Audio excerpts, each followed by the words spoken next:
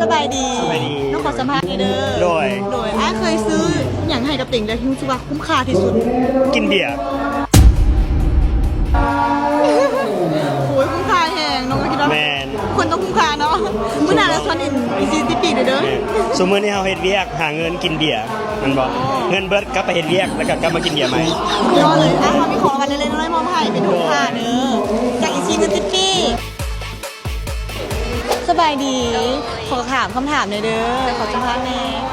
เคยซื้อเครื่องให้ติ่งอะไรที่คุ้มค่าที่สุด คิดว่าจะเป็นเครื่องสำอาง เพราะว่าที่ในเขาเหมือนงามและกับคุ้มค่าที่เขาจะซื้อมาเนี่ย ผู้หญิงทันแล้วเนาะ แม่น โดยมีของอะไรเล็กๆน้อยๆจะมอบให้ซีเงินติดปีกขอบใจหลายๆโดย สบายดีเขาถามในว่าเคยใช้เงินจ่ายอย่างไรกับตัวเองแล้วรู้สึกคุ้มค่าที่สุด ลงทุนเปิดอาหารนี่แหละคุ้มค่าที่สุดละ ว้าวแมนแล้วเนาะเป็นการลงทุนฝากงานได้เด้อ ฝากฮานซาไทยที่จริงใจเด้อมีหน้าฮานอยู่4หอมเด้อและทุกคนเด้คิดว่าซื้ออย่างไฮเต็งและคุ้มค่าที่สุดคอมเมนต์บอกของเฮาเด้อ